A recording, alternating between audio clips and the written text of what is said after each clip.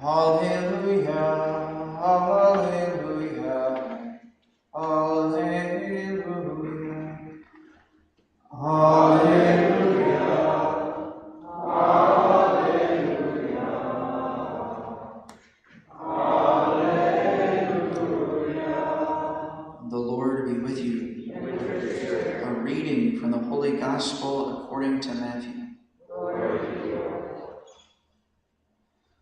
When Jesus saw a crowd around him, he gave orders to cross to the other shore. The scribe approached and said to him, "Teacher, I will follow you wherever you go." Jesus answered him, "Foxes have dens and birds of the sky have nests, but the Son of Man has nowhere to rest his head." Another of his disciples said to him, "Lord, let me go first and bury my father." But Jesus answered him, "Follow me, and let the dead bury their dead." The Gospel of the Lord. Praise to you, Lord Jesus Christ.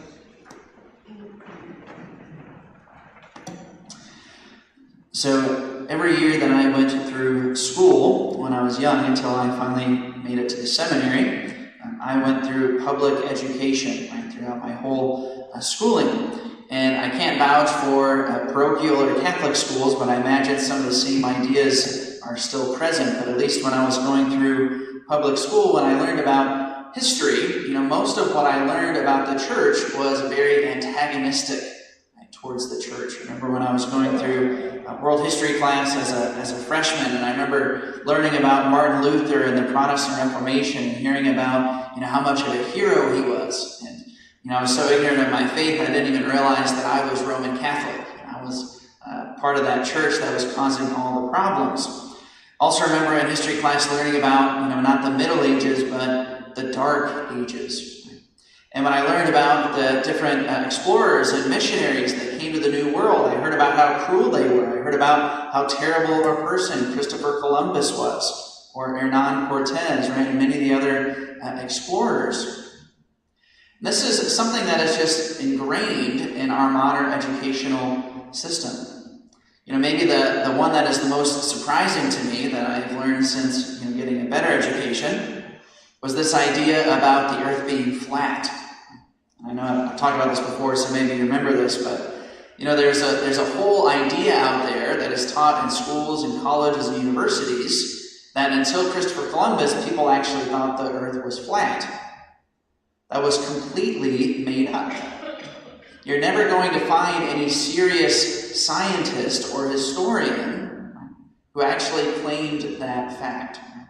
In the Summa Theologia, St. Thomas Aquinas, written in the 1200s, one of the very first questions is why the earth is a sphere. It was very common. Christopher Columbus was not unique in that he thought the earth was not flat. What made him unique is that he actually vastly underestimated the circumference of the earth. And so if he hadn't found North America, he and his crew actually would have died. They didn't have enough rations, for the journey. He actually underestimated. He was wrong. But all of this comes from this idea that basically everything the church has contributed to civilization is somehow bad. And even though these textbooks and these classes, they don't come out and say that, that is the underlying idea.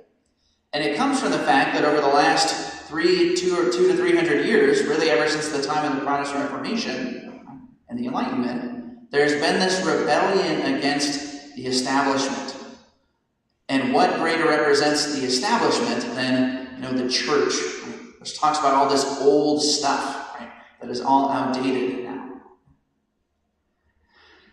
What is really the case is that so much of what we take for granted in our modern age is actually a fruit of the church's contributions to civilization.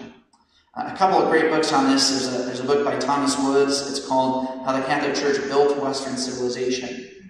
There's also a book by a man named Rodney Stark, who's actually not a Catholic, and he wrote a book called Bearing False Witness. And it's basically going through all these false historical ideas that people have come to be told.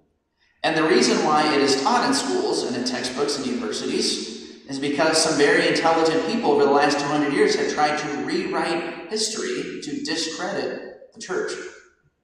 And even in our own history of the United States, this has come up. During 2020, when there was the toppling of statues, people were calling against the statues of St. Damien, for example, who's in the courthouse in Hawaii, or the statue of St. Junipero Serra, right? Trying to get that removed from Sacramento. Right? This idea that so many of the things that the church has brought where it's actually misguided. And it just could be farther from the truth. It'd be really good for us sometime here at St. Bernard, and maybe I could find somebody to teach this, but a true history of the Catholic Church in America. There's a lot of really amazing history that we should be proud of. Like on the Feast of Thanksgiving, how everybody knows about the Pilgrims and the Mayflower, but most people forget that actually the first colony to be established on our continent in the United States was actually in Florida by Catholic missionaries. Many people don't realize that in the western part of the United States there were great miracles that brought about conversions, like the nun who was a cloistered nun in Spain who literally bilocated over 500 times to the New World and evangelized the peoples there. Or people like St. Junipero Serra, who we celebrate today, who when he saw the natives being taken advantage of, he was an advocate for them. Part of the reason why here in the United States we became such an advocate for civil rights is because of people like St. Junipero Serra. Or another nun who was a servant of God who actually established an order of nuns for blacks and for educating African Americans. There's so many things that we should be proud of, and especially on this Feast of St. Junipero Serra, we should be proud of everything that those courageous men and women did to spread the faith in our country, but also to serve the poor. And it should inspire us to do the same.